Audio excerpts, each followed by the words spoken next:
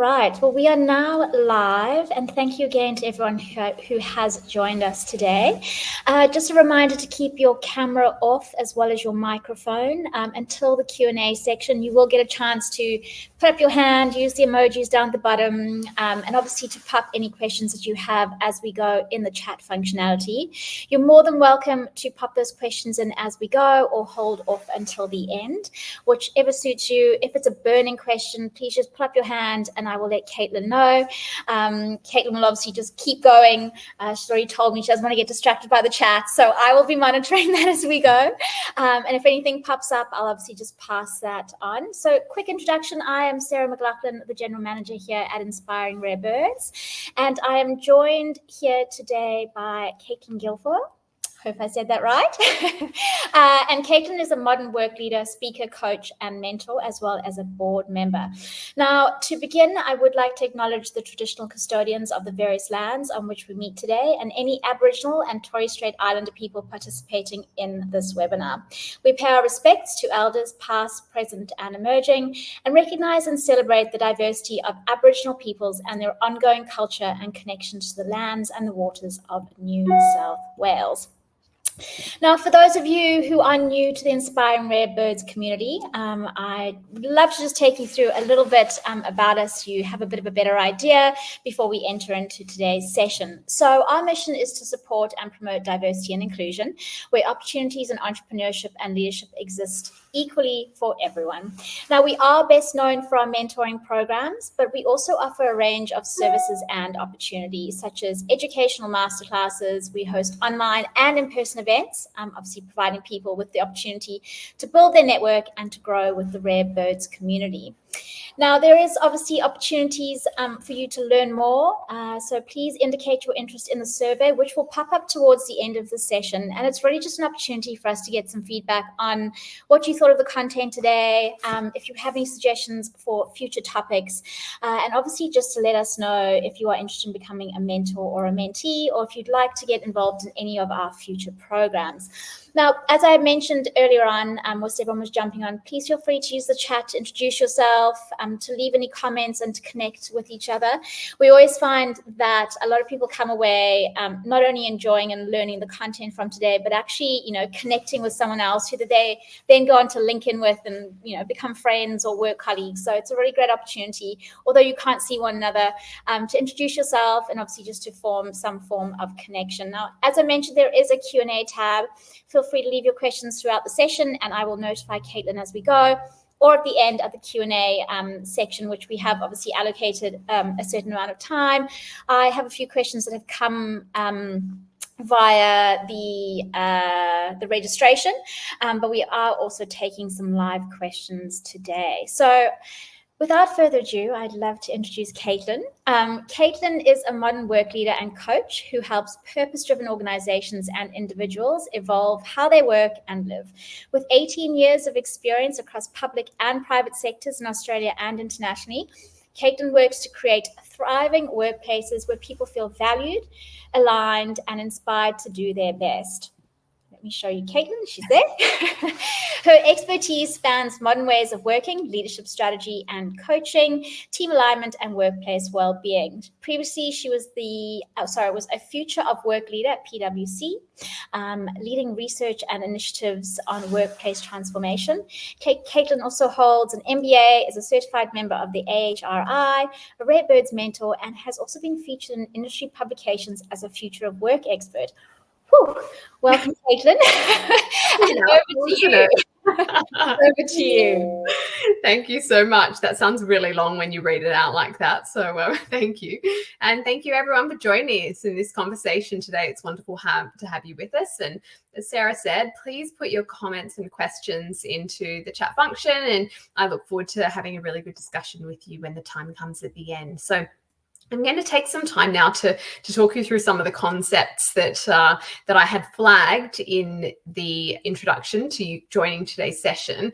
And I think what I really want to invite you to consider is, what does your career look like for you and how do you navigate it in a way that is unique to you. And that's really what we're going to start talking about today. Is we're going to bring into the conversation many, many different concepts, ideas, suggestions. But what I want you to really think about is, what does this mean for me? What am I taking away? And how would I apply this in a way that aligns with my values, my direction, where I want to go, where I thrive, etc. So that is always the invitation for you to listen to the conversation and take that option to say, actually, maybe this looks slightly different for me. Because what I find is when we start to look on the internet at any given point on any day for career advice, you will get bombarded with lots of different things. And then if your algorithm catches on LinkedIn or TikTok or anything, you will get even more. And while some of it can be helpful, the challenge is when the advice actually doesn't recognize what's unique to your journey, where you are, where you want to go, your values, and how you can navigate your career in a modern day environment that is always changing. So what we're going to talk about today is what I like to think of the ingredients to progressing your career, but not the formula, because the formula you will determine what that looks like. So we're going to cover these 4 areas. For each of them, I'm going to pose a question to you to think about, maybe for reflection after this session. And that's when I really want you to think about, what does this mean for me? And I'm going to give you all of the questions at the end so that you can screenshot those, so you don't have to worry about writing them down, but just start to think about, how does this resonate for me and where I am at the moment? So if I had 5 minutes and I could only show one slide, this is what I would want to get across to you. So these are the foundations, the building blocks of any great career, and they will be as unique as you are. So the first is skill stacking, because we recognize that one skill, even one basket of skills, isn't enough in this changing world. Everyone needs their own mix of technical skills, leadership abilities, and elements like emotional intelligence. Think about what is already in your stack of skills. What is in your base? What skills might you be actively developing at the moment? Can you start to look for opportunities where you might be able to gain new skills? And sometimes it can help to actually map this out on paper and start to get a list together. And if you want a little bit of help, there are lots of online tools which are free that can help you out with this. One which I have used before with coaching clients is the VIA survey, VIA, and that helps you to discover your character strengths profile based on 24 positive traits. And you can actually do that a number of times. Maybe you do it every year to see how that profile is changing for you. And what I'm sure that you've already started to realize is that adding to your skills toolkit becomes a lifelong pursuit, something that you build that foundation of really early in your career, but then every job, every change, every movement, you are slowly starting to build that up. And sometimes it's more intentional than others. And that is the invitation that I'm giving to you, is how can you start to be intentional around the skills that you're developing? Then we move on to personal brand. So whether you realize it or not, you already have a personal brand. It's how others perceive you, your reputation, your visibility, your voice, and how you show up. So 10 years ago, this is not really a conversation that we had as much as today. So now start to reflect. What might your personal brand already be? What do you want it to be? And how can you start to intentionally shape that? Then LinkedIn can be great if you work in a profession where LinkedIn is used regularly, because you can start to develop and support content that is aligned with your personal brand. And then you need to reaffirm this in how you show up in real life, so that there isn't a disconnect between what people see on your resume or on your LinkedIn or on paper somewhere else, and when you walk into the room and the conversations that you have.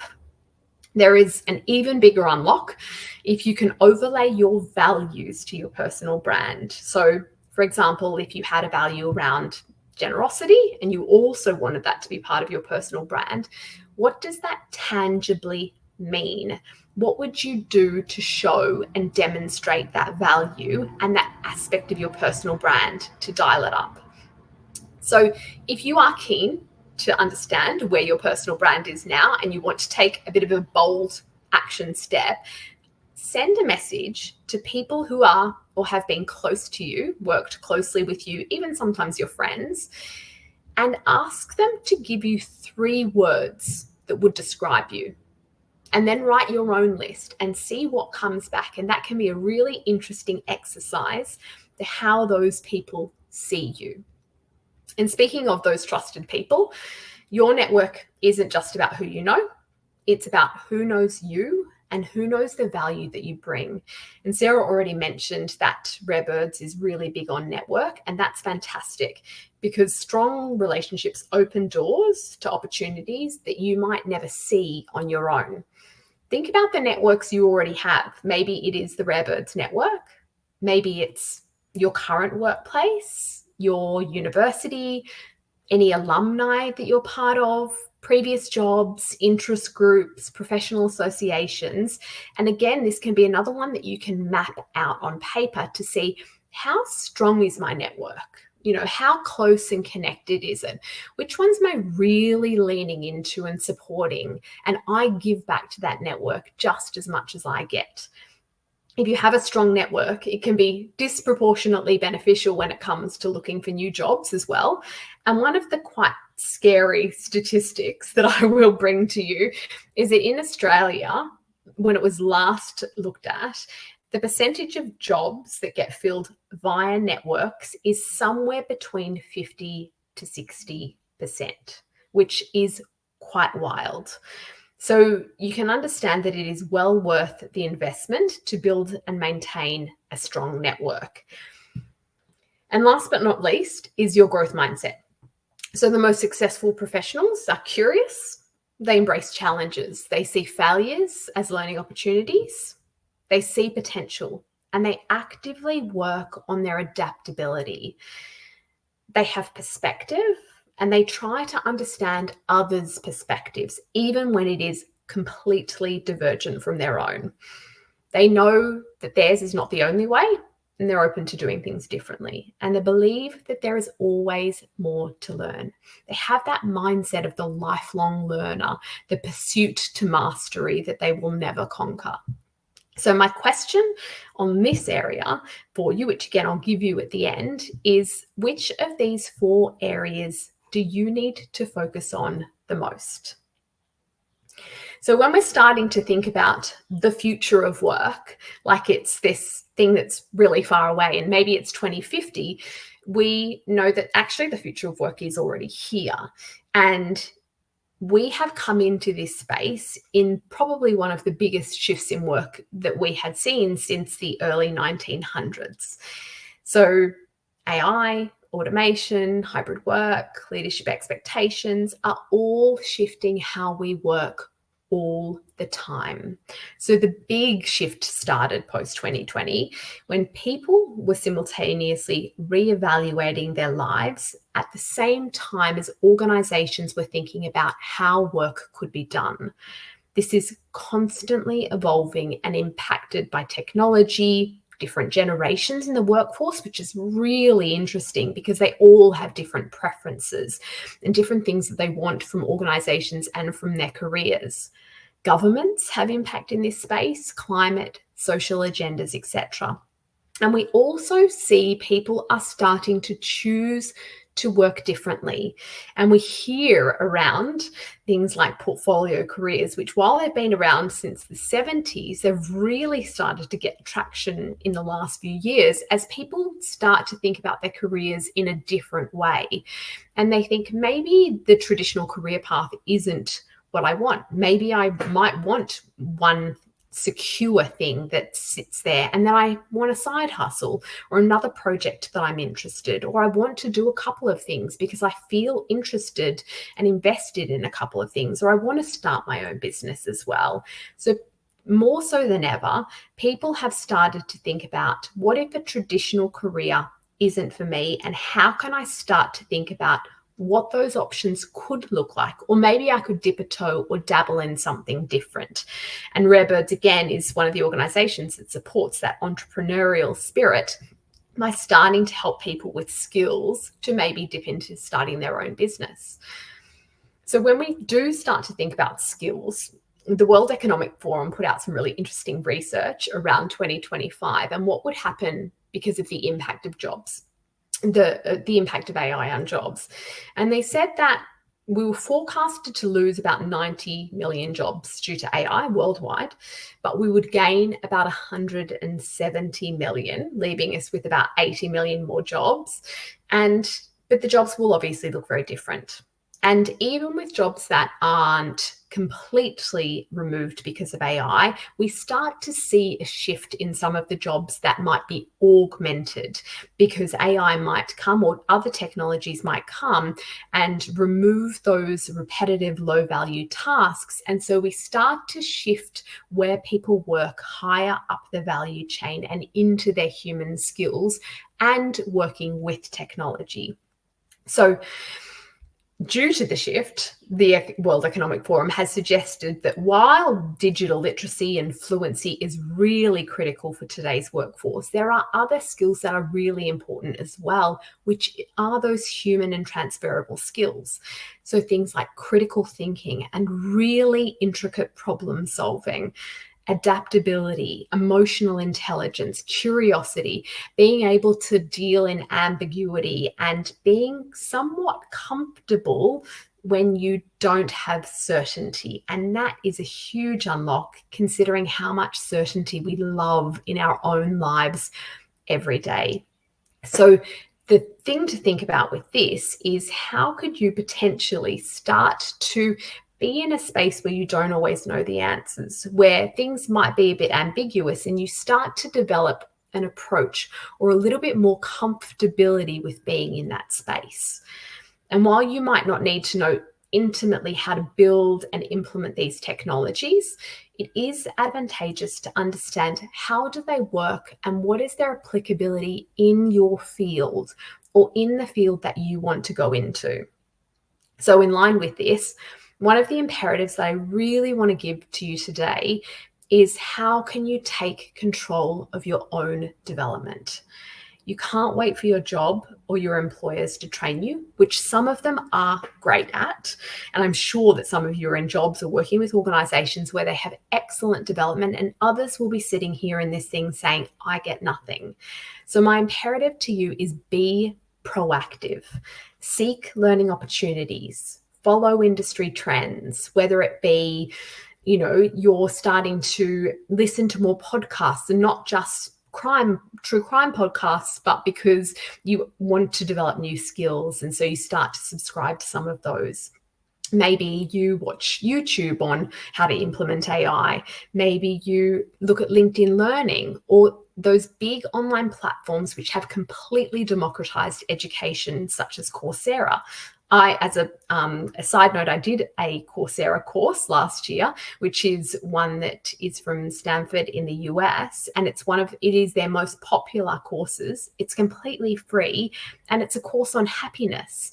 And now it is distributed all around the world by Coursera, completely free of charge, that you can do this course that is their most popular at university. So there's so much learning and growth at our fingertips and within our ears that each of us can get every day.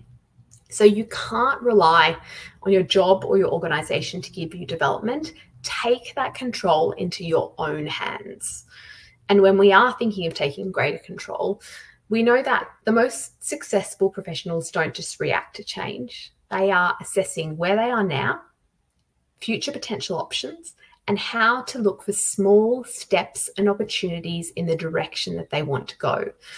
They have conversations around possibilities, even when it's not yet time to move, just to keep in touch with what's happening and test that against where they are now. So my question to you on this page is, what is one skill that you want to identify to start building, which you might not have already, that does help you to succeed in this area, in that future of work space. So then when we start to think about, it might be time for a career transition, it might be time for move, an important factor is actually just realizing that moment and recognize, when is it time for change? How do I know when to start dipping my toe in, when to start looking around or talking to my network? And this can sometimes be because you realize that your job or your career might be a bit stagnant. You might have a misalignment with your values, or you might have a desire for impact that can often signal it is time to shift. And likewise, when you realize that you've outgrown your current role, sometimes you might realize that there is no more room for development. And so the question remains, why am I still here? So how do you position yourself for growth? Because it's likely that it doesn't just happen without intentional interaction, unless you've got really great people around you who are helping to support you and give you little nudges along the way. But when you take that into your own hands and start dipping that toe in, talking to your networks, it requires storytelling about your strengths and your experiences and the value that you bring. It requires your growth mindset to be well activated, your curiosity to be turned on, and to start to identify potential next moves. This is also when your network does really come in handy. And as I mentioned before, around the job statistics, but it's not only about helping you to identify those opportunities and connections, but again, it's helping you to start to understand what is happening in the broader environment that you might not be aware of, particularly if you're looking to go somewhere outside of where you currently are. And this is the moment where you can start to need to recognize that some risk is involved. So your biggest career leaps, your moments of growth can often be when you are stepping outside of that comfort zone, being a little bit uncomfortable, being in that position of a little bit of ambiguity, or you don't know what's happening next, or you just feel like something you're about to do might require a little bit of courage. Sometimes it's taking a stretch role, or even, things like speaking up in meetings or forums where you wouldn't already. Maybe it's a bigger thing like switching industries. So we recognize that growth is often coupled with some risk, and there is a mindset shift to understand the unlock that can bring for you. And if you're thinking about making one of those bigger moves to a different industry or something really outside of where you are now, how can you start to identify the things that you might need to make it slightly less risky or start to progress you towards that space? So what is the knowledge that you might need of the industry or of the role or of the area of the company? What are those skills that you might not have now that you might be able to start developing now, or identify that is that growth part for you? Do you need to start actively pursuing a different network? People outside of your own network already, people who work in this space or who associate in this space. Is there information that you need to get across? Do you need to start subscribing to different sources of information and knowledge? And how do you start to get more exposure to that space? These little actions can help you to start to de-risk that huge leap forward. You're starting to take those small steps towards where you want to go so that it seems less leapy and more steppy. And what absolutely is required through all of this is self-advocacy, which I know can be really tough, and particularly for women, it can be exceptionally challenging. And in Australia, where we have, tall poppy syndrome, and it can be really uncomfortable to advocate for ourselves. But if we can't advocate for ourselves, we cannot expect anyone else to do that for us. Some of you may be lucky and have really strong advocates, and if you do, that's fantastic. But we need to start to get more comfortable with how to advocate for ourselves, because waiting for recognition or waiting for things to happen to us is not a strategy. Waiting for opportunity is not a strategy. So how can you be proactive about noting and communicating your contributions, requesting feedback, making your career aspirations known, and backing yourself in asking for what you want or need. And sometimes even small things can start to help with this. Like, do you log your achievements? Do you note them down somewhere so that, when you need to start talking yourself up, you're more familiar with them? Or do you save lovely feedback that people send you? Actually, do you ask for feedback proactively? That is a huge one. Just to say, hey, is there anything that I'm doing now that would, that I can grow more into, or that is further development for me? Or is there anything that you've noticed that might be an opportunity for growth for me? Have you got any feedback on my performance? I'd love to have a chat about your observations. Start to get more comfortable with asking for feedback, even when it is not given. And this self-advocacy then becomes really, really important when we start to enter things like salary negotiation process, which is an area in general where women start to really not back themselves, and it doesn't help. So what I think in this area is, can you ask a great friend if you can support each other in this journey? And even maybe a small group of people that you can get together and you can be each other's advocates, those close friends, the ones you really trust and rely on, that are all growing for something, developing into something, and you can back each other up. And then if you need to have one of these conversations, like a development conversation, a career conversation, a salary conversation, you can pick one of them and say, hey, can you just help me out with this conversation? Can we role model it? And then you can give me some feedback so that I can feel more confident going forward. Find those people around you that you can advocate for and they can advocate for you, and you can back each other up and support you as you move into these areas.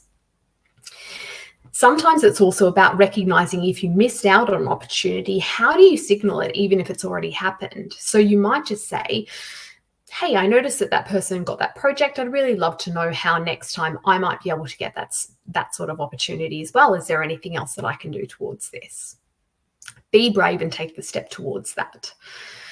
So the way I like to think about how do you decide when it's time to move if you just don't have those signals is, there's kind of three areas where I see, do I stay, or what am I here for? One is conditions, pay, flexibility, location, etc. The next is growth, development, learning. And the third one is joy. Do I love my job? Do I love my team? Do I love what I work on? Am I just really enjoying this? Sometimes you might get 2 out of 3. It's the absolute golden scenario if you get all of them at the same time. But always be conscious about which elements are in place for you, and ask yourself, are you staying where you are by choice, or are you staying where you are by default? Then as we start to really understand, who's around us and how can they help us, this is probably one of the areas where each of you are more familiar with, is the power of mentorship and sponsorship. So understanding who you have around you and how can they help you out in this journey. You might be really really gifted and be in the rare birds network and you have a mentor, or you are a mentor, which is awesome. But if you don't, how can you start to identify the right mentors for you? And that can change over time as well, as you need different things as you're at different stages in your career journey. So make sure that you give to those relationships really authentically. So show appreciation, maintain that authentic connection, feed into it, and value the time that they give up for you. And be specific if there's things that you want. So they can only help you as much as they are aware what you need or what you're looking for. So my question to you in this space is, if you don't have a mentor or a sponsor already, who in your network could be a potential mentor or sponsor? Or are you set for the moment? Or is it time to consider when you might need something different? And when I talked before about small steps, we know that actually small steps can lead to big progress. And so the call to action, apart from the questions I'm going to give you in a moment, is to really ask yourself, what action can I take today or in the next few days that will progress my career? And when I say progress, and when we're thinking about how to march forward, we're not always saying up. And that is a bit of a misnomer. The career ladder or the moving up came into place probably when the last big changes to the world of work happened in the early 1900s, when we had organizations that were much less complex than they are today. They had very, very similar role structures, and they were much easier to be able to have that career path. And in fact, the career ladder came in because they wanted it to be something that gave motivation and drive to people. And the reality is that we are in a much more complex career landscape than we were then. So when we're saying march forward or take progress, that might not always be linear, and it might always be up. So my encouragement and the mental shift here is to think about, what does progress look like to me? And what does my career map look like to me?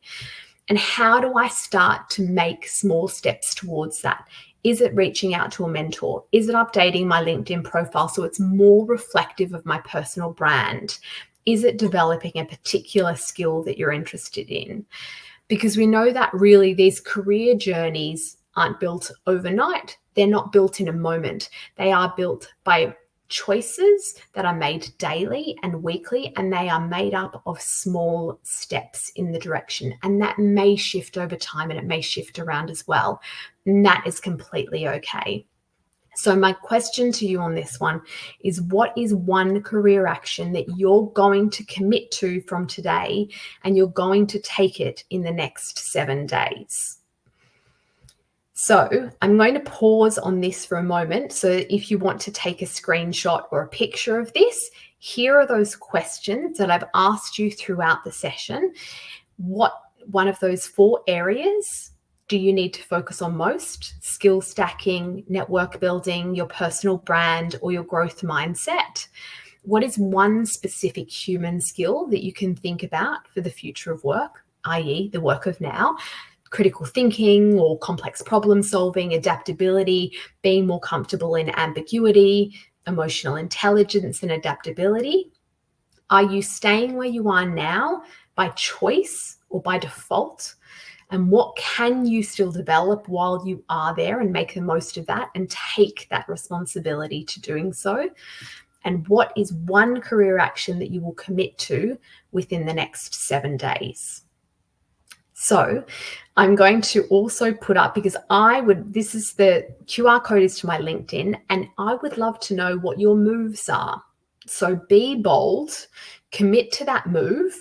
Let me know, let the people around you know that are in your network, get some accountability from them. Maybe start that group, that self-advocacy group, with a couple of close, trusted friends. And I'm going to finish this part of the presentation now, and we're going to open it up to questions. So thank you for your time so far. Sarah. Thanks so much, Caitlin. That was very informative. I was screenshotting everything as you were going, even though I know I have access to the presentation, but I was like, oh, I need to get on that to remind myself. I am going to dive into some questions, and if anything pops up for anyone as we're going, and anything that you feel that we haven't answered along the way, please feel free, as I said, just put up your hand or pop a question in. But for me, obviously I was taking quite a bit out of that. And there were a few questions that came through when people registered that really resonated with me. And obviously building a meaningful community really does start, with shared values and a genuine desire to really support one another. And obviously in a world where connection can feel very transactional, how would you say we can intentionally create spaces where people feel seen, valued, motivated, and can actually lift one another up? Yes. So the first one is what I talked about just at the end there, with having actually a really small group of trusted advisors. So the people who you can be real with, that you can ask each other quick questions, or maybe something messy happened at work and you just want someone trusted who you can ask a question to and feel like you're in that safe environment. So think really intentionally about who is that small core group who I trust, they trust me, and we can create that space together. And then outside of that, again, I would recommend people map out those networks and relationships and start to understand which ones you intentionally build into and you invest energy into, which are aligned. And that really is the critical thing in this is, are they values aligned? Are they aligned with when you go where you want to go? Are they your people? And that will start to create safety because you're recognizing that similarities in each other and you start to build those relationships with there. And you can recognize as well that not all of those networks and relationships are going to be the trusted ones. So think really intentionally about which ones are and which ones are kind of the outer onion rings of those relationships, which you might still be in and you might still be informed by and get knowledge by and you still give something to, but they're not those most sacred spaces in the middle. Yeah, great. Thanks for that. The next one here, which is a little bit more niche and quite interesting, is, finding purpose at work can be a game changer, as we all know. When you find purpose and you feel valued at work, it's almost invigorating, to wake up in the morning and bounce out of bed. And especially for junior staff, I guess, who are, really shaping their career path. And the question here is, what are some of the most effective ways that leaders can help them connect their daily tasks to a deeper sense of meaning and impact? Yeah, it's a wonderful question. And we also recognize that younger generations are more likely to want to seek purpose in their careers than before. And those numbers have really gone up.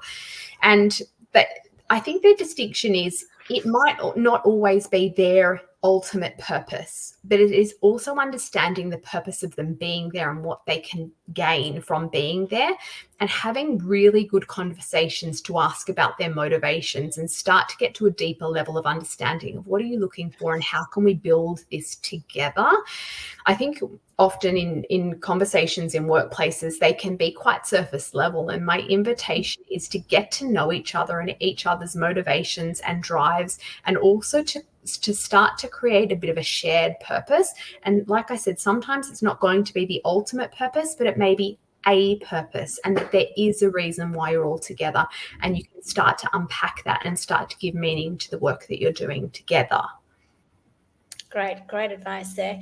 No, I think this next one's really going to resonate with quite a few people on this call, in that, traditional career paths are often emphasized by, specialization. So, but I guess more people are embracing, a portfolio career, I guess, and are identifying as, generalists and a bit of a jack of all trades, which means, balancing multiple roles and industries or skill sets. And the question here is that in a job market that increasingly values adaptability, can one truly thrive by taking this approach? And what are the key strategies for making it successful? Yeah, absolutely. And like I said in the presentation, the portfolio career has really come up in the last 2 years. It has been around for a really long time, but people have started to realize that they want perhaps more flexibility. They want to be able to have something secure while they dabble in other areas that they are more interested in, and they just want their careers to look a little bit different. So again, starting to understand what is in your generalist toolkit, because that will look different. And those 4 things that I mentioned at the start are going to set you up for a great career, whether it is more traditional or whether it is more fluid and more adaptable. So that's the thing, is starting to understand those blocks of skills, and things like problem solving, creative thinking, curiosity. Those things will stand you in great stead for many, many jobs and careers. And then just an understanding that, we don't have to take that job for life anymore. If you want to, by all means, yes, do. But start to also look around at people who have different careers. Start to get really curious about how they are orienting those and how you can maybe start to dabble in these different spaces, and just get curious about what that, again, could potentially look like for you, recognizing that I think that we will see a huge shift in this space over the next few years. And another one that's come up quite significantly in the last year or two is things like fractional executives. So you might see a fractional HR executive or a fractional marketing executive for smaller startups or scale ups. And so we're starting to see that roles are changing in organizations and people are changing, and both are changing at the same time. And that is why I think it's really important to have that mindset of work is shifting. and it's not going to stay the same. And so my mindset needs to get around that shift as well. There's such a huge unlock in working on your mindset and your emotional intelligence and adaptability. Absolutely. And before I carry on with any questions, you will notice that a survey has popped up. If everyone could just take 2 minutes whilst you're listening in, just to fill that out, that would be wonderful. I remember to say that. Tegan had said to me, she was like, it's going to pop up halfway through. You've got to get everyone. So I was like, yes, please do that for us. My last two questions here, and these are really a little bit more personal. Someone had asked, after 7 years in a role, the job market can feel unfamiliar and even a little daunting. What are the first steps someone should take to confidently navigate a career move in today's landscape? And I guess this kind of ties back into what we've just spoken about. Any advice on that one, Caitlin? Absolutely. So I can give you a personal perspective because I last left my big position after 7 years, and 7 years can feel yes, it can feel like a bit of a lifetime, and that is you know that really well. But what I realized is you have gained so many skills over that time, and it's understanding the applicability of those in a broader market. And again, your networks, those trusted advisors, having conversations with people like that will start to help you realize the applicability and the transferability of your skills. Definitely find some great recruiters to talk to and understand the jobs landscape. But this is, again, going back to that self-advocacy. So how can you really, I know it's uncomfortable, I totally get that, but how can you start to really sell yourself? Like, what is your personal brand? If you are in a career that, uses LinkedIn, is your career profile up to date on there? How are you starting to sell yourself on there? Are you connecting with different people? I know it's uncomfortable, so definitely get an accountability buddy or someone else to support you along the way. And just, again, small steps, small movements every day, and realize the transferability of what you have already gained and how that can take you forward probably in many different directions. And that's a really good piece of advice, because I think some people think, oh my goodness, I've been doing something for 7 years. How is this even applicable to anything else? And how, if I want to suddenly have a career change, it just feels like it's such a big gap. But if you do start to dig down and kind of break apart what you actually do, you actually see that there is a lot of your skill set that is very easily transferable, regardless of the industry. And of the role. So that's some really good advice there. Now, the last one, and I feel like you did touch on this throughout your presentation, but I thought it'd be a good one to end on. Given that we have just celebrated International Women's Day, and the theme was obviously centered around marching forward, which is all about having the confidence to take bold steps towards growth. And even, when the path ahead feels uncertain, it's all about moving forward. So backing yourself is a big one here, whether it be obviously in your career or leadership or your personal development. And the question here is, what are some practical ways that we can build self-belief and take those, all-important steps forward and continue the momentum of moving forward at the same time? Yes. Great question. And I think we've touched on probably a lot of the points, and hopefully all of you watching will resonate with, those steps around, how do you build your skills? How do you work on your personal brand? How do you build your network? How do you work on your growth mindset, etc.? How do you build that trusted advisor network? There's a really important part around how do you trust yourself? And how do you follow through on your own promises? This is a huge one to your self-confidence, is, do I follow through on the promises that I make myself? And I'm starting to build self-trust through there, and therefore I feel more comfortable going forward. And again, I think it sometimes feels like we need to take big leaps when in fact progress can be small, consistent action. And that also, we can't sometimes rely on motivation because that comes and goes. So getting people who can help you keep accountable and keeping consistent and keeping more forward momentum is really important. And also, again, breaking down the mindset that taking progress or going forward is always up, because it is absolutely not. And there will be moments where forward for you and progress for you could be upside down, backwards, diagonal, around the bend. I've had moments myself where I've taken intentional action, which might have seemed like it was going backwards, or it might have seemed like it was going down, but it was really strategic because I needed to develop particular skills or be in a particular position, and that was forward. That was progress. And again, tapping into your values, because they will help you to keep direction. They will help you to guide your decision making and help you to move forward when you have that values alignment. Amazing. I love that. I love that, as you said, forward momentum's not always that way. It could be all over the place, which I feel comes in everything in life. So it's a good takeaway.